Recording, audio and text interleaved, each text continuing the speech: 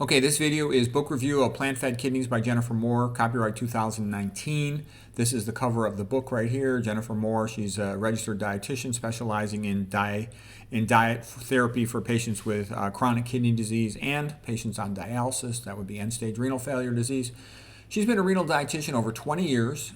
She said that only 3% of patients get to see a registered dietitian in the last year, the last 12 months before they go on dialysis, which is absolutely insane and ridiculous. What it basically means is no one cares about these patients, okay? I've told you guys before, that's the first step to not being a chump, is to realize that no one cares about you. As far as the healthcare system is concerned, you're just a bunch of chumps that looks forward to taking your money away from you. No one cares about you. It's an atheistic Darwinism-based system, okay? Dialysis became common after 1972 when Medicare agreed to pay for it. Before that, nutrition was the common therapy.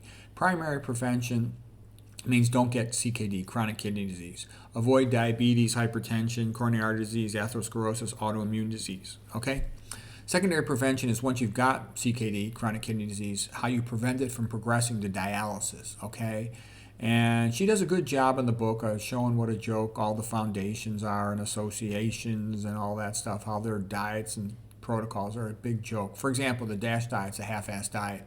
It allows dairy and nuts and seeds, legumes, lean meat, poultry, fish, oil, sweets, sodium up to 2.3 thousand milligrams per day.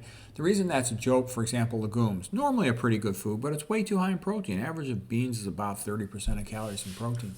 With dialysis patients, you want to minimize protein because the main thing the kidney does is filter out nitrogen. There's only nitrogen in protein. There's no nitrogen in carbohydrates or fats. She talks about a very high percentage of kidney failure patients are black, okay, and it's due to hypertension primarily. And I previously spoke about what a joke hypertension is in blacks that is easily curable. The Donaldson study in the Lancet Journal, 1929, blood pressure in the African native, it basically had 1,800 consecutive adult black admissions in Kenya, and what percent were hypertensive? 0. I made a video about that called The Truth About Hypertension in Blacks. The point being is, in the United States, they just treat them with all these drugs that don't work, and they have terrible complications of high blood pressure.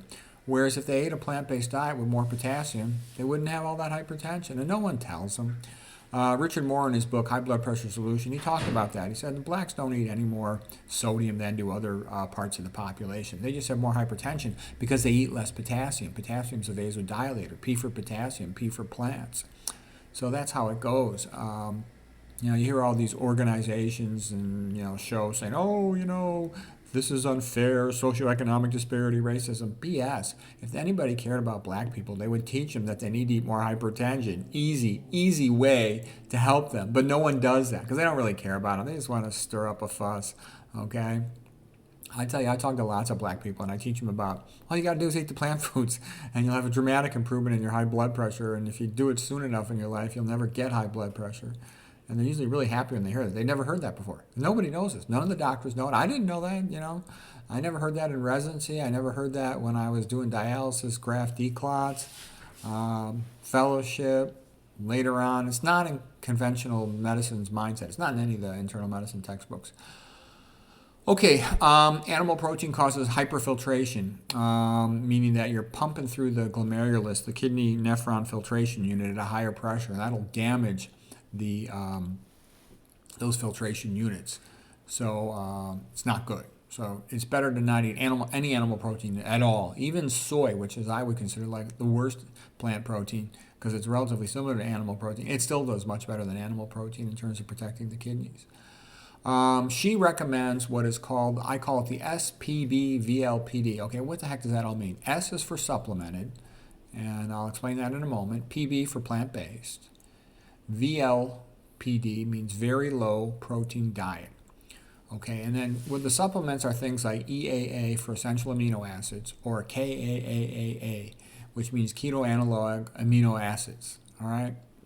So what a keto analog is, it means that it is the amino acid, but just with the nitrogen removed.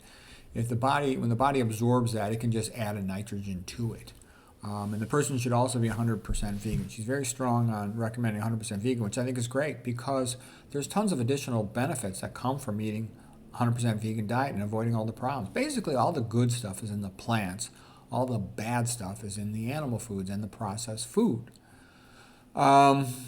So these are really low protein diets. So a low protein diet is, well, first of all, what is the RDA? The recommended dietary allowances are about 0.8 grams of protein per kilogram per day of body weight. Okay. And I don't know what that is, around 60 or something grams of protein per day. And then low protein diet is 0.6 grams per kilogram per day. Okay. I think that's around 42 grams per day. But the very low protein diet is only about 21 grams of protein per day. So that's super low. Sometimes you need to supplement those. Quite often you do with essential amino acids or with these keto analogs of the essential amino acids. But the bottom line is these have shown the ability to dramatically improve the health of these kidney failure patients, that they are much more likely to slow down their progression to dialysis, to decrease their proteinuria. She recommends to keep sodium below 1,500 milligrams per day. I probably want it even lower.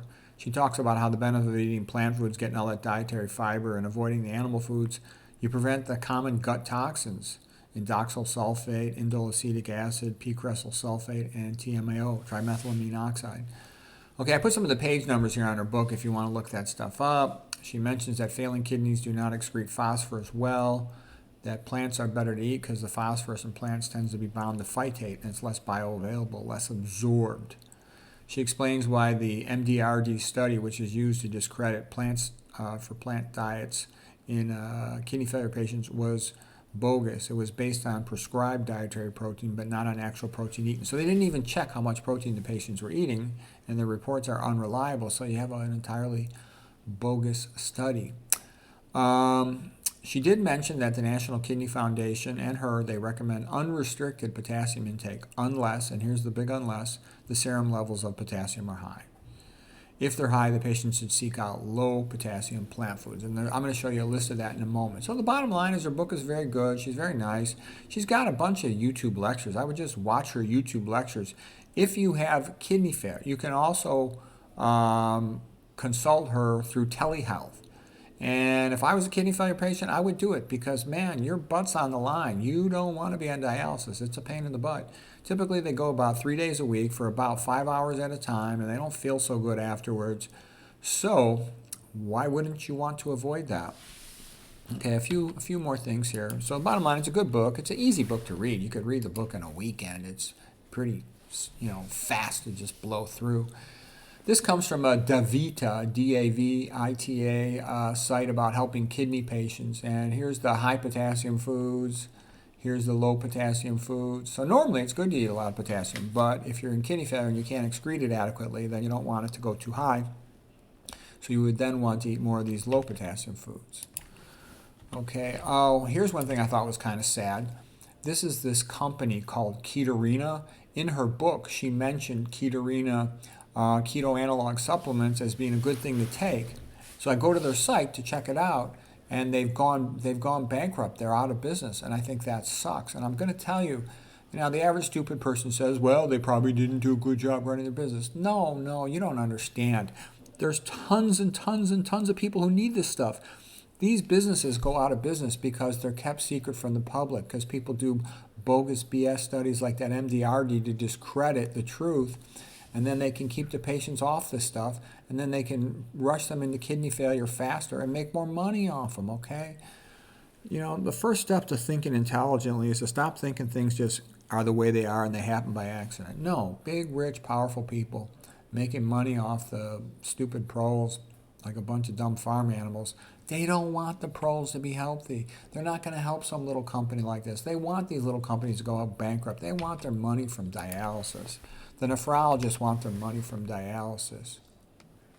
Oops, this is the wrong slide here. So anyways, what I'm going to tell you is the low-fat, low-sodium vegan diet is the way to go. And this lady, she's smart, she's nice, her heart's in the right place, her videos are good, learn from her, and it'll help you. Tons of people are on kidney failure. It's a super common thing. I see a bunch of them every day. Hope that's helpful.